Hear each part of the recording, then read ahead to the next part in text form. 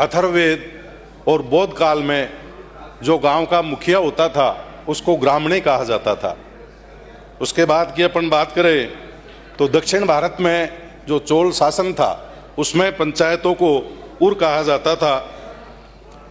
ये जो स्वशासन की धारणा, इस पर काफ़ी समय पहले से ही काम हो रहा था और 1687 में सबसे पहले मद्रास में नगर निगम का गठन अंग्रेज़ों द्वारा किया गया।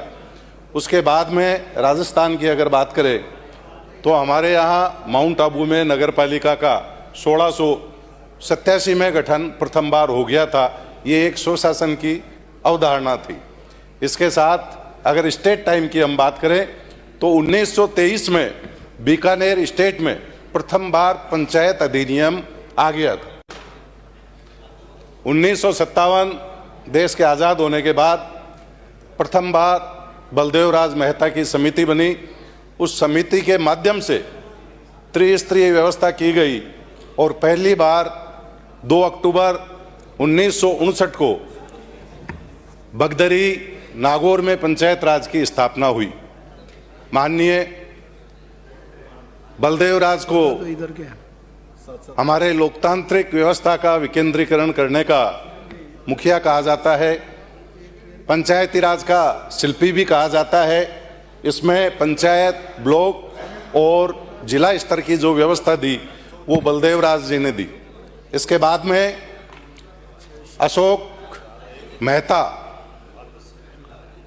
जिन्होंने द्विस्तरीय व्यवस्था का फार्मूला दिया और प्रथम बार SC ST को पंचायत राज में आरक्षण की बात की।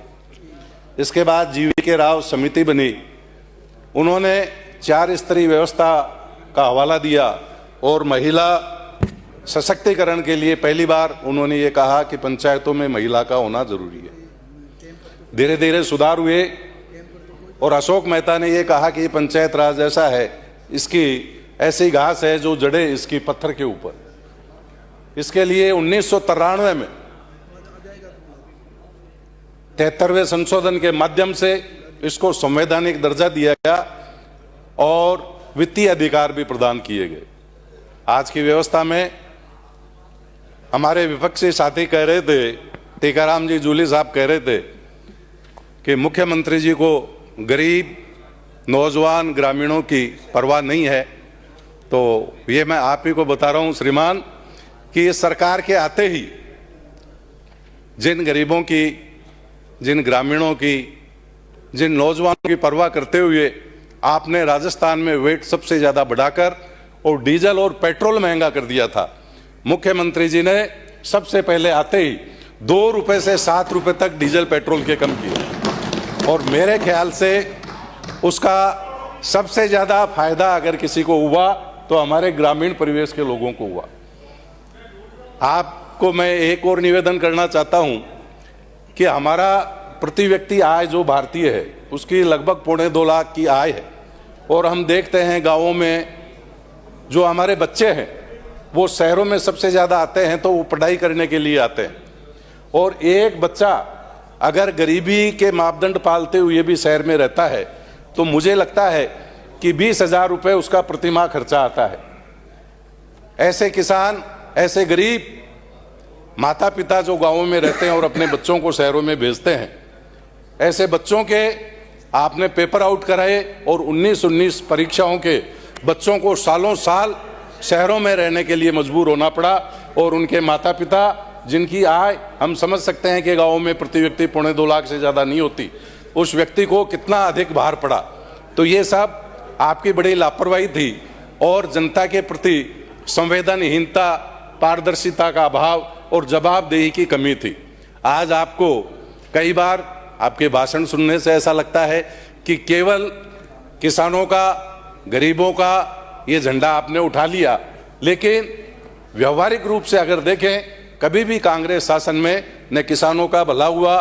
किसान निधि भी लाए तो हमारे आदरणीय प्रधानमंत्री मोदी जी लाए और पूरे भारत में अगर सर्वाधिक अनुदान दिया जाता है तो अपने राजस्थान में मुख्यमंत्री जी इसमें सहयोग राशि जोड़कर और देते हैं और अपने किसान पुत्र होने को वो सिद्ध करते हैं। तो किसान होने का ये कोई ठेका कांग्रेस पार्टी के या सदस्यों के पास नहीं है। हम सब लोग किसान और ग्रामीण पृष्ठभूमि से आते हैं। ये बात सत्य है कि देश में हरित क्रांति होने के बाद, श्वेत क्रांति होने के बाद हमारी जो व्यवस्था है ग्रामीणों की वो नहीं सुधरी।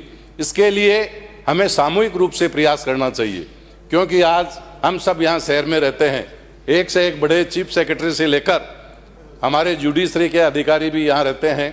हमारे मुख्यमंत्री जी से लेकर छोटे छोटा एमएलए, जिला प्रमुख वगैरह सभी लोग यहाँ रहते हैं और अन्य कर्मचारी भी सब रहते हैं। लेकिन वो जब अपने घरों में रहते हैं और शहर से दूध लेते हैं तो उनको ये विश्वास नहीं होता कि वो कैसा दूध पी रहे हैं। तो मेरा कहने का मतलब है, ये गाँवों में हम दुग्ध उत्पादन का अगर उसकी क्वालिटी सही रख के विश्वास के साथ बेचें तो ग्रामीणों की दशा सुधरेगी, ऑर्गेनिक खेती से सुधरेगी। मेरा श्रीमान जी से ये भी कहना है सभापति महोदय कि सरपंचों को भी मानदेय दिया जाना चाहिए। उनको कुछ निधि जैसे एमएलए और एमपी को मिलती है उनको दी जानी चाहिए, ताकि तत्कालिक कार्य कर सकें। जिला परिषद या बीडीओ पर वो निर्भर नहीं रहे। इसके साथ ही समायोजन के नाम पर जिला परिषदों ने जो परेशान कर रखा है लोगों को, जिसमें समायोजित राशि नहीं करते हैं, 10 दिन के अंदर कार्य पूर्ण होने के बाद हो जानी चाहिए, वो राशि समायोजित नहीं करते हैं। ये बहुत गलत बात है। अटल पथ मेरे यहाँ हरसोरा में बना, हरसोरा और हाजीपुर में अब बनेंगे। इसके लिए मैं मुख्यमंत्री जी का आभार देता हूँ। साथ ही मेरे यहाँ 15 पंचायतें मुख्यमंत्री जी ने समाप्त कीजिए। 15 पंचायत, 1 मिनट सर, 15 पंचायतें जो हमारे बनी हैं उसमें हमारे सभी पंचायत के नागरिकों के द्वारा जो कोठिया, डांगीवास, मादरा, डाकोड़ा, कोथड़, धीरपुर, बासना, ऊचपुर, फतेहपुर, बड़ागांव, पृथ्वीपुरा, चैनपुरा, कोठिया, जोधपुरा, तोड़ावास, अम्बेडकरवास के सभी नागरिकों की तरफ से मैं मुख्यमंत्री जी का आभार देना।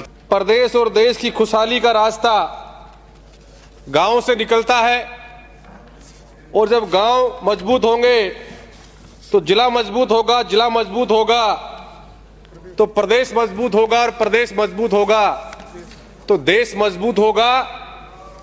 जो एक दूसरे पर आरोप लगाने के लिए तो बहुत सारा समय हमारे पास रहेगा, लेकिन मेरा आपके माध्यम से निवेदन है कि हम सब लोग जिस मिट्टी से निकल करके आए, आज हम इस सदन पर पहुंचे हैं, इस पवित्र सदन में आए हैं, तो भी गांव के लोगों ने हमें आशीर्वाद देकर भेजा है, तो इस सदन में हम पहुंचने का काम हुआ है। लेकिन माननीय सभापति महोदय, आज मैं चर्चा करूं मनरेगा की, कि जिस प्रकार से मनरेगा की नींव रखी गई थी, ये सोच करके कि गांव के व्यक्ति को पलायन नहीं करना पड़ेगा, गांव के व्यक्ति को गांव में रोजगार मिलेगा, गांव का व्यक्ति बाहर नहीं जाना पड़ेगा। लेकिन मेरे आपके माध्यम से मैं कहना चाहता हूं, अभी हाल ही में जो जी राम जी इसका नाम करने काम किया है, नाम तो भले ही आपके जो हाकम है उसके नाम से कर दो, भले ही इसका नाम मोदी जी के नाम से रख दो, भले ही, लेकिन हम चाहते हैं कि ग्रामीण के अंदर, प्रवेश के अंदर, गांव के अंदर जो आपने 125 दिन रोजगार देने की बात कही है, अरे भाई आज से पहले ही नहीं मिला, 50% से फालतू कहीं मिलता ही नहीं है, आपको करना चाहिए था इसके अंदर। तो इसमें आप कम से कम 400 साढ़े 400 रुपए मजदूरी करने काम करते, लेकिन आपने क्या किया, आपने तीसरी कर दी 125 दिन की बात कह करके। लेकिन जो है, और इसको आपने जो कानून हमने बनाया था कि अगर 15 दिन में काम नहीं मिलेगा तो इसके अंदर बेरोजगारी भत्ता मिलने का काम होगा, लेकिन आपने क्या किया, आप इस कानून को तोड़ना चाहते हो, धीरे धीरे करके गांव की आत्मा को झकझोर करना चाहते हो। आप केवल अपने उद्योगपति मित्रों को, बड़े लोगों को फायदा पहुंचाने का काम करना चाहते हो। आप लोगों ने 3000 करोड़ रुपया, माननीय मंत्री महोदय, सभापति महोदय आपको माध्यम से कहना चाहता हूं, 3000 करोड़ रुपया आपने केंद्र से जो आना चाहिए था, चुनाव नहीं करवा करके वो 3000 इस प्रदेश के लोगों के साथ अन्याय करने का काम किया है। ग्रामीण विकास को रोकने का आप लोगों ने काम किया है। आपके पास में गांव में पंचायत का चुनाव कराने के लिए पूरी तैयारी आपकी नहीं है और गांव के लोग तैयार बैठे हैं। माननीय सभापति महोदय, जब आप गांव में जाओगे तो आपको जो है आईना दिखाने के लिए लोग तैयार बैठे हैं। प्रधानमंत्री आवास योजना की मैं बात करूं तो आप कितनी बड़ी बड़ी बात करते हो, सारा आंकड़ा निकालोगे तो उसके अंदर मात्र क्षणिक मात्र जो आप लोग ये आवास बनाने का काम कर रहे हो, केवल कागजी विकास आप प्रदेश में कर रहे हो। अगर आपको सही मायने में विकास करना है तो गांव की दशा और दिशा सुधारने का आप लोग काम करें। माननीय सभापति महोदय, पंचायत राज का परिसीमन करने का काम किया। उस परिसीमन से क्या किया? आप लोगों ने कानून को ताक पे रख करके, आप लोगों ने नियम को ताक पे रख करके और नियम विरुद्ध आप लोगों ने गांव में परिसीमन करने का काम किया है। जिनकी सीमाएं नहीं मिलती है ऐसी जगह परिसीमन आप लोगों ने करने का काम किया है। किसी वार्ड के अंदर तो 4000 वोट है, किसी वार्ड के अंदर 9000 वोट है और किसी वार्ड में 15000 वोट है। पहले आप नीति का निर्धारण करते और उसके बाद में परिसीमन करने का काम करते, लेकिन आप लोगों ने इसलिए कर दिया कि आपको वोट में फायदा मिलेगा। माननीय सभापति महोदय, एसआईआर करने का काम हुआ, एसआईआर से क्या हुआ? लेकिन आप अब पंचायत का चुनाव करवाने की बात कर रहे हो तो पुरानी वोटर लिस्ट करने की आप लोग बात कर रहे हो। नई जो एसआईआर जहां हुआ है वहां नहीं करना चाहते। एक ही जगह आपके दोहरा चरित्र आपका है। इसलिए मेरे माध्यम से आपके माध्यम से निवेदन है कि सरकार इस पर ध्यान दे।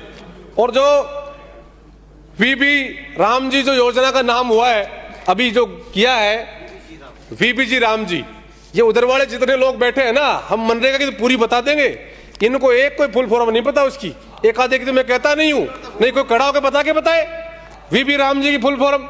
नाम रख दिया आपने चाहे जो, और काम कुछ भी नहीं है। माननीय सभापति महोदय, मैं आपके माध्यम से कहना चाहता हूं, मैंने पहले भी कहा कि ग्रामीण अंचल को सुधारने की आवश्यकता है। शमशान घाट के लिए मैंने पहले कहा कि ये जो जब से प्रकृति बनी है, गांव बसे हैं, तब से ये प्रक्रिया बदस्तूर चलती आ रही है। लेकिन आज दिन तक ग्रामीण इलाके के अंदर कम से कम में नहीं तो 70% जो शमशान घाट हैं वो रिकॉर्ड पर दर्ज नहीं है। माननीय मंत्री महोदय से मैं कहना चाहता हूं कि इसको आप करवा करके और पूरे प्रदेश के अंदर एक योजना चला करके पूरे प्रदेश में शमशान घाट को रिकॉर्ड पर लिया जाए, ताकि उनका जीर्णोद्धार हो सके, ग्रामीण जो अंचल है उसको हम सुधार सकें। जेजेएम का काम करके और हम लोगों ने गांव की दशा बिगाड़ने का काम किया है। माननीय सभापति महोदय, आज गांव में जाइए, सालों से जो सड़कें बनी थी उन सड़कों को उखाड़ दिया गया है और गांव के हालात बदतर करने का काम किया गया है। विकास करने का काम किया। इस जेजेएम से पानी तो आया नहीं, लेकिन सड़कें आपने खराब करने का काम किया है। मेरा आपके माध्यम से निवेदन है, और आज जितना 75% और 80% लोग गांव में निवास करते हैं, लेकिन आपने क्या किया? बजट के अंदर केवल 6.5% आप लोगों ने ग्रामीण के विकास के लिए प्रावधान किया है। बाकी प्रदेशों में हमसे फालतू प्रावधान करने का काम करते हैं। यह आपकी नीति और नियति बताती है कि आप ग्रामीण लोगों के साथ में नहीं है, गांव का विकास करना नहीं चाहते, आप केवल अपना ही विकास करना चाहते हो। माननीय सभापति महोदय, मेरा आपके माध्यम से निवेदन है कि जो पंचायतों के अंदर नीचे हमने जेटीए लगा रखे हैं, वो अनट्रेंड लोग लगा रखे हैं और जिससे भ्रष्टाचार की बू आती है। मेरा आपके माध्यम से निवेदन है कि उनको भी ठीक करने का हम लोग काम करें, जिससे कि ग्रामीण अंचल को हम लोग सुधारने का काम कर सकें। माननीय सभापति महोदय, जहां गांव की मिट्टी में विकास की खुशबू होती है, वहीं प्रदेश की तरक्की होती है, और उस मिट्टी की खुशबू को हम लोग और तरक्की की ओर ले जाना चाहते हैं। तो मेरा आपके माध्यम सरकार से निवेदन है कि नई नीति बना करके और आप गांव का विकास सुनिश्चित करें। जो भ्रष्टाचार होता है उसको रोकने के लिए ट्रांसपेरेंट कोई योजना बनाएं। आज अब आप लोग देख रहे हो किस प्रकार से, मैंने पहले भी कहा था कि किसी पंचायत इतना भ्रष्टाचार है कि 80% का जो पैसा खाने काम करते हैं। मेरा सभापति महोदय, मैं कंक्लूड कर रहा हूं कि मेरा पुनः निवेदन है मंत्री महोदय से कि इस काम को जल्द से जल्द कराया जाए। अगर अभी तक आपने चैनल को सब्सक्राइब नहीं किया है तो चैनल को लाइक, शेयर व सब्सक्राइब अवश्य करें।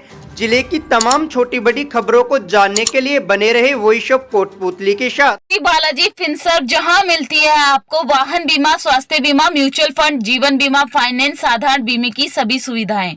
कार्यालय बानसूर महाविद्यालय के पास, बाईपास रोड, बानसूर। मुख्य कार्यालय लालकोठी, कोटपुतली। अधिक जानकारी के लिए संपर्क करें 8302367656।